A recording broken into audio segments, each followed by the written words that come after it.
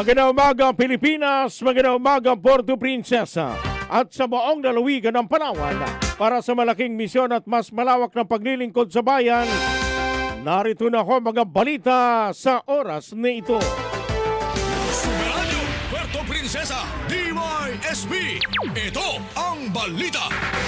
Makulimlim na panahon na may kalat-kalat na mga pag-ulan ang inaasahan sa malaking bahagi ng bansa. Dulot ang pinagsamang epekto ng easterlies, northeast monsoon o amihan at intertropical convergence zone. Ang intertropical convergence zone ay patuloy na nakaapekto sa Palawan, sa Visayas at Mindanao. Bagyang maulap hanggang sa makulimlim ang inaasahan sa Palawan, sa nalalabing bahagi ng Visayas at nalalabing bahagi ng Mindanao.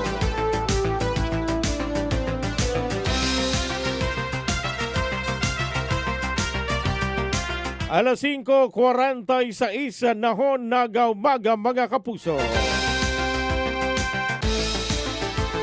Samantala mga kaibigan ng Eastern at Central Visayas ay makakaranas na maulap na papawirin na may kalat-kalat na mga pag-ulan, pagkulog at pagkidlat na dahil sa Intertropical Convergence Zone. Ang nalalabing bahagi ng Visayas, Palawan, kasamang isla ng Kalayaan at ang Occidental Mindoro ay makakaranas ng bahagyang maulap hanggang sa maulap na papawirin na may pulupulong mga pag-ulan, pagkulog at pagkidlat. Dahil pa rin po sa Intertropical Convergence Zone at easterlies, ang buong Visayas, Palawan, kasamang isla ng Kalayaan at Occidental Mindoro ay makakaranas na mahina hanggang sa katamtaman na hangin mula sa Ilagan-Silangan hanggang sa timog na may mahina hanggang sa katamtaman na pag-alon sa karagatan.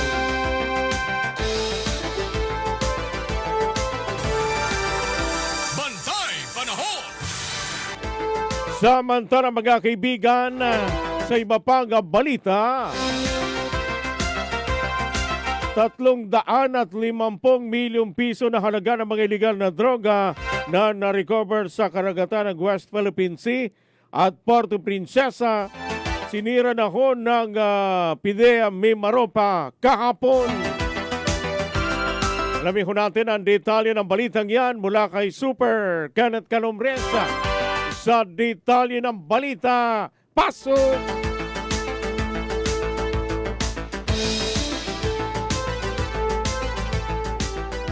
Nagsagawa ng destruction of drugs ang Philippine Drug Enforcement Agency Mimaropa Regional Office sa krematorium ng Puerto Princesa City New Public Cemetery sa Barangay Santa Lourdes, kabilang sa mga sinunog na kontrabando mga illegal na droga na cocaine at marijuana na isinurrender sa mga otoridad matapos ma-recover ng mga mangista sa bahagi ng West Philippine Sea at Puerto Princesa City. Aabot naman sa 114,673 kilogramo na mga nasabing droga ang sinunog sa pamagitan ng thermal decomposition kung saan tinunaw at pinasak ang mga substance sa matinding init upang hindi muling magamit.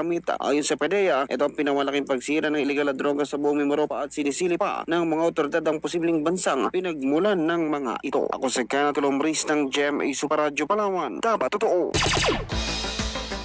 Alas 5:49 na ho ng umaga. Samantala mga kaibigan, pagsasaayos at pagsisemento sa Provincial Road patungol sa Purok Candelaria sa Barangay Tagumpay sa Rojas, Palawan, inendorso ng Sangguniang Panlalawigan. Super Radio Local News. Alamin ho natin ang detalye ng balitang yan, Super JB Juanix. Sa detalye ng balita, pasok! Isang resolusyon ng ipinasa ni Board Member Cherry Payacosta sa regular na sesyon kahapon na nag-iendorso sa Resolution number 73 Series of 2025 ng Sangguniang Barangay ng Tagumpay, Rojas, Palawan. Kaugnay sa kainingang maisaayos ang kalsada sa naging kontrobersyal na kalsada ng Purok Candelaria sa nasabing barangay. Ayon kay Acosta, kinakailangan na umano itong maisaayos at madaliin lalo at nakita na ng taong bayan ang kalagayan ng mga residente sa lugar. Ito rin umano ay isang provincial road kung kaya't marapat na tutukan ng pamahalang panlalawigan. Ang kailinya ng Barangay Tagumpay ay direktamente ipinaabot kay Governor Amy Roa Alvarez kung saan nasa 10 kilometrong kalsada ang nais na maisaayos at masemento upang maayos sa madaanan ng mga residente. Matatandaan na naging kontrobersyal ang kalsada matapos na gumawa ng isang pekeng balita ang isang residente na di umano'y isang eroplano ang bumagsak sa naturang lugar. Ayon sa residente, ang kanyang ginawa ay upang kalampagin at mapuntahan umano ng mga opisyal ang nasabing lugar at madaanan ng kalsada na matagal na nilang inirereklamo. Ako, si JB Wanich ng GMA Super Radio Palawan. Dapat totoo. Ang balitang ito ay inihatid sa inyo ng Tanduay Light, gaan ng may kasama. Pag mangyari yan, talagang tagumpay na may tuturing. Yung pong ginawa ni Ginoong Badenas. Yung ginawa ni Ginoong Mamerto Mangga Badenas. Gumawa ng mga piking balita na mayroon ng emergency landing na aeroplano. O, kita nyo, may panukala ng isimento. Samantala, mga kaibigan, sa iba pang balita, supply ng pangunahing bilihin at pangangailangan sa Puerto Princesa na natiling sapat. Mga Noche Buena products, makikita na raw ko sa merkado. Super Radio Local News. Detalye ng balitang yan, si Super June Vicer Bandaculo. Sa detalye ng balita, pasok! Nanatiling sapat ang supply ng mga pangunahing pangangailangan at pilihin sa lungsod ng Puerto Princesa batid sa huling monitoring na ginasa ng Department of Trade and Industry sa mga leading stores at supermarkets sa syudad. Sa impormasyon mula kay Ginong Wilson Paz ng DTI Palawan, may ilang pagalaw lamang ng presyo ng mga stock keeping units mula sa itinaktang suggested meter price kung saan ay agad namang pinadala ng letter of inquiry upang agad na ipantay ang presyo. Bukod dito, available na rin naman sa merkado ang mga Noche Buena products maliban sa queso de bola at wala pa rin nakikita ang pagtaas ang presyo. Sa presyo naman ng produktong petrolyo ay may kaunting pagalaw sa gasolina at krudo ang kada litro. Ang presyo naman ng liquefied petroleum gas o LPG ay pumapala naman sa 1,029 pesos ang kada 11 kilogram. Ako si June Vicer Bantaculo ng GMA Super Radio Palawan. Dapat totoo.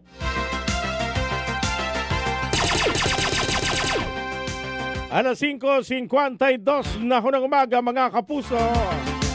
Samantala sa iba pang balita, Palawan Provincial Government, ilang local government unit kinilala sa 2025 Galing Mimaropa Awards. Super Radio Local News. Detalye ng balitang yan, si Super JB Juanita. Meron pong karagdagang balita. Pasok! Inarangalan ng pamahalaan pananawigan ng Palawan at mga lokal na pamahalaan ng Brooks Point, Culyon, Nara at Rojas sa prestiyosong 2025 Galing ni Marupa, husay ng kapuluan, huwara ng kaularan na ginalap nitong October 27, 2025 sa Hotel Lucky Chinatown sa Maynila. Ang pagkilala ay ginawad ng Department of Interior and Local Government o DILG, katuwang iba pang ahensya ng pamahalaan bilang pagpupugay sa mga natatanging LGU na nagpamalas ng kahusayan sa pagmamahala at pagpapatupad ng mga programang nakatuon sa pag-unlad ng kanilang nasasakupan. Batay sa CY 2025 Nemarupa Local Governance Landscape Study, sinukat ang pagganap ng mga LGU sa iba't ibang key performance indicators, kaugnay ng mga layunin ng lokal na kaunlaran, local government code at mga mandato ng pambansang ahensya. Sa temang husay ng kapuluan, huwara ng kaunlaran, layunin na naturang parangal na kilalanin ng mga lokal na pamahalaan na nagsilbing modelo ng mahusay, tapat at epektibong pamamahala sa rehiyon. Ipinahayag naman ng DILG Palawan ang kanilang pagpupugay sa mga pinarangalang LGU na nila'y patuloy na nagbibigay ng karangalan sa lalawigan at nagsisilbing inspirasyon sa iba na mga pamahalaang lokal sa buong rehiyon ng Mimaropa.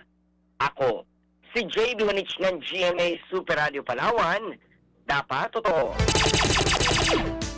Samantala, mga kaibigan, si Mapanga Balita, Philippine Coast Guard handa na sa ipatutupad na heightened alert, mga kapuso, dahil sa inaasan dagsa ng mga pasahero sa mga pandalan ngayong undas. Super Radio Local News. Alamin ho natin ang detalye ng balitang yan, si Super June Vicer Bantaculo. Para ko sa detalye ng balita, pasok! Nakahanda na ang Philippine Coast Guard sa heightened alert status simula sa araw ng Huwebes o bukas, October 30 hanggang susunod na Martes o November 4. Ayon ito ay sa gitna ng inaasang pagdagsa ng mga pasahero sa mga pantalan na magsisiuwian sa kanilang mga probinsya at bayan kasabay ng pagunita ng araw ng mga santo at araw ng kaluluwa sa darating na weekend. Sa pakikipagtulong sa iba pang ahensya, kabilang ang DOTR, the Philippine Ports Authority at Marina, magtatalaga rin ang PCG ng mga malasakit na pesa sa lahat ng mga pantala na maaaring nakita ng mga pasahero. Magbibigay din ng mga ito ng mga travel information at emergency response. Meron din itatalagang rescuers at lifeguards ng PCG sa mga beach at island resorts na kalamitang pinupuntahan ng mga nagbabakasyon kapag ganito holiday. Pagdating naman sa seguridad, papaigtingin pa ng PCG pagsasagawa ng pre-departure inspection sa lahat ng barko sa mga pantala at titiyakin walang overloading o labis na mga pasahero. Ako si June Visor, Magpakulo ng GMA sa Radyo Palawan. Dapat totoo. BFAR Mimarompa pinangunahan ang send-off ceremony para sa 10th close fishing season ng Galunggong sa Northern Palawan. Super Radio Local News. Detalye ng balitang yan, Super JB Juanich. Sa detalye ng balita, pasok! Pinangunahan ng Department of Agriculture, Bureau of Fisheries and Aquatic Resources o DAB Farm Marupa ang send-off ceremony para sa ika-10 taon ng close fishing season ng Galunggong sa Northern Palawan no October 23, 2025 sa San Fernando Port, El Nido, Palawan. Ang aktibidad dahil sunod sa DALGB FAR Joint Administrative Order No. 1 Series of 2015 na layuning mapalakas ang fisheries conservation and management para sa pangmatagalang kabuhayan ng mga mangingisda at pangangalaga ng yamang dagat. Magsisimula ang close fishing season sa November 1, 2025 at magtatapos sa January 31, 2026 kung saan ipagbabawal ang komersyal na pangingisda ng galunggong sa karagatang sakop ng Northern Palawan. Layunin nitong bigyan panahon ang pagpaparami at pagpapalaki ng mga isda upang mapanatili ang balanseng ekosistema at matiyak ang tuloy-tuloy na supply ng isda sa rehiyon.